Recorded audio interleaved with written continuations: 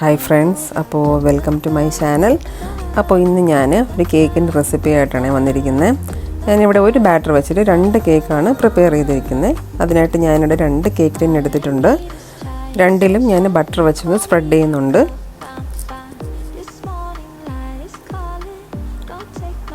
അപ്പോൾ എൻ്റെ ചാനൽ ഇതുവരെ സബ്സ്ക്രൈബ് ചെയ്യാത്തവരും സബ്സ്ക്രൈബ് ചെയ്യണേ. കമൻറ്റ് ചെയ്യുക. ഈ റെസിപ്പി ഇഷ്ടപ്പെട്ടെങ്കിൽ ലൈക്ക് ചെയ്യുക കേട്ടോ. അപ്പോൾ ഞാനിവിടെ 2 കേക്ക് ടിന്നാണ് ഇതുപോലെ ഒന്ന് ബട്ടർ തേച്ച് കൊടുക്കുന്നത്. നിങ്ങളുടെ കയ്യിൽ ബേക്കിംഗ് ഷീറ്റ് ഉണ്ടെങ്കിൽ അത് വെച്ച് കൊടുത്താൽ മതി. എൻ്റെ കയ്യിൽ ബേക്കിംഗ് ഷീറ്റ് തീർന്നു പോയി, അതുകൊണ്ടാണ് ഞാൻ പിന്നെ ഇങ്ങനെ ചെയ്യാമെന്ന് വിചാരിച്ചത്. അപ്പോൾ രണ്ടിലും ഇതുപോലെ ഒന്ന് ബട്ടർ സ്പ്രെഡ് ചെയ്ത് കൊടുക്കാം. അതിനുശേഷം ഞാനിങ്ങനെ മൈദ ഇട്ടൊന്ന് തട്ടിയെടുക്കും. അപ്പോൾ കേക്ക് നല്ല ഈസി ആയിട്ട് ഇളകി വരും കേട്ടോ. അപ്പോൾ ഇങ്ങനെ ചെയ്യണമെന്നില്ല. നിങ്ങളുടെ കയ്യിൽ ബേക്കിംഗ് ഷീറ്റ് ഉണ്ടെങ്കിൽ അത് വെച്ച് കൊടുത്താലും മതി. അപ്പോൾ നിങ്ങളുടെ കമൻസാണ് നമ്മുടെ ചാനലിൻ്റെ ഗ്രോത്തിന് വളരെ അത്യാവശ്യമാണ്. അപ്പോൾ കമൻസ് ഇടാൻ മറക്കരുത് കേട്ടോ.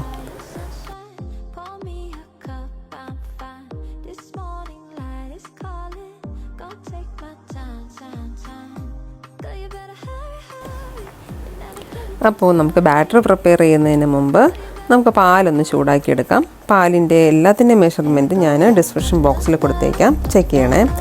അപ്പോൾ നമുക്ക് പാൽ അവിടെ ഇരുന്ന് ചൂടാവട്ടെ. നമുക്ക് ആ സമയം കൊണ്ട് ബാറ്റർ ഒന്ന് പ്രിപ്പയർ ചെയ്തെടുക്കാം. ആദ്യം നമുക്ക് മുട്ടയൊന്ന് ബീറ്റ് ചെയ്തെടുക്കാം.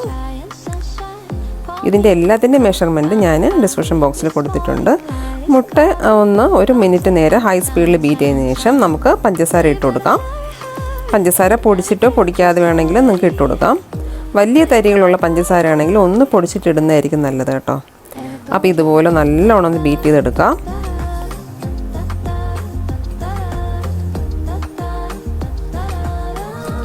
ബീറ്റ് ചെയ്തതിന് ശേഷം ഇതുപോലെ നല്ല ക്രീമി ആയിട്ട് വരും കേട്ടോ. വൈറ്റ് കളറായിട്ട് വരും.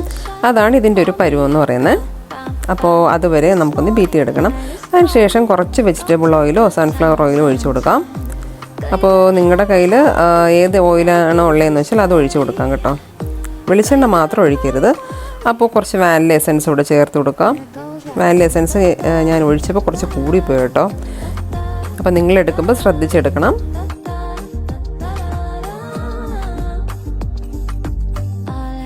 അപ്പോൾ നമുക്ക് പാല് ചൂടായിരിക്കുന്നില്ലേ, അതെടുത്ത് ഇതിലേക്ക് ഒഴിച്ചു കൊടുക്കാം. ആ ചൂടോടെ തന്നെ ഒഴിച്ചു കൊടുക്കണം കേട്ടോ. അപ്പോൾ ഇതുപോലെ ഒന്ന് പതുക്കെ ഒന്ന് ഫോൾഡ് ചെയ്തെടുക്കുക. ഒരുപാടങ്ങ് കുത്തി ഇളക്കരുത്. കുത്തി ഇളക്കുകയാണെങ്കിൽ കേക്ക് പൊങ്ങി വരില്ല. അതുപോലെ തന്നെ കേക്ക് നല്ല ഹാർഡായി പോകും കേട്ടോ. കേക്ക് നല്ല സോഫ്റ്റ് ആയിട്ടിരിക്കണമെങ്കിൽ ഇതുപോലെ പതുക്കെ ഒന്ന് ഇളക്കി കൊടുക്കണം. അപ്പോൾ അതിൽ നിന്ന് ഒരു 1/4 ബാറ്റർ നമുക്ക് മാറ്റി വയ്ക്കാം. അതിലേക്ക് നമുക്ക് 2 tablespoon cocoa powder add ചെയ്ത് കൊടുക്കാമേ. കൊക്കോ പൗഡർ ഇതുപോലെ അരിച്ച് വേണം ആഡ് ചെയ്യാൻ, ഇല്ലെങ്കിൽ അതിൽ ചെറിയ കട്ടകൾ കാണും. അപ്പോൾ അത് ഇല്ലാതിരിക്കാൻ വേണ്ടിയിട്ടാണ് ഇങ്ങനെ അരിച്ചെടുക്കുന്നത്. അപ്പോൾ നമ്മൾ 2 ബാറ്ററും 2 ടിന്നിലേക്ക് ഒഴിക്കുകയാണ്. അപ്പോൾ അതൊന്ന് തട്ടി കൊടുക്കുക. ഈ കൊക്കോ പൗഡർ ഇട്ട ബാറ്റർ നല്ലോണം ഇളക്കി കൊടുക്കുക. പതുക്കെ ഇളക്കാവൂ, ഒരുപാടിട്ട് മിക്സ് ചെയ്യരുത്. അപ്പോൾ ഞാൻ മറ്റേ കേക്ക് ടിന്നിൽ കുറച്ച് ബാറ്റർ അല്ലാതെ ഒഴിച്ചിട്ടുണ്ട്. അതിൻ്റെ മുകളിലാണ് ഈ കൊക്കോ പൗഡറിൻ്റെ ബാറ്റർ ഒഴിക്കുന്നത്. അപ്പോൾ ഇതിൻ്റെ ഡിസൈനിങ്ങും എല്ലാം ഉണ്ടായിരുന്നു കേട്ടോ. അപ്പോൾ എൻ്റെ കയ്യിൽ നിന്ന് കുറച്ച് വീഡിയോസ് ഇതിൻ്റെ മിസ്സായിട്ടുണ്ട്. ഓവനിൽ ബേക്ക് ചെയ്യുന്നതിൻ്റെ ഒന്നും വീഡിയോസ് എടുക്കാൻ പറ്റിയില്ല. അതെല്ലാം എൻ്റെ മിസ്സായിപ്പോയി. അപ്പോൾ എല്ലാത്തിൻ്റെയും മെഷർമെൻറ്റ്സ് ഞാൻ ഡിസ്ക്രിപ്ഷൻ ബോക്സിൽ കൊടുത്തിട്ടുണ്ട്, അത് ചെക്ക് ചെയ്യുക. അപ്പോൾ അടുത്തൊരു വീഡിയോയുമായി വരുന്നവരെ ബൈ ഫ്രം മഞ്ജു.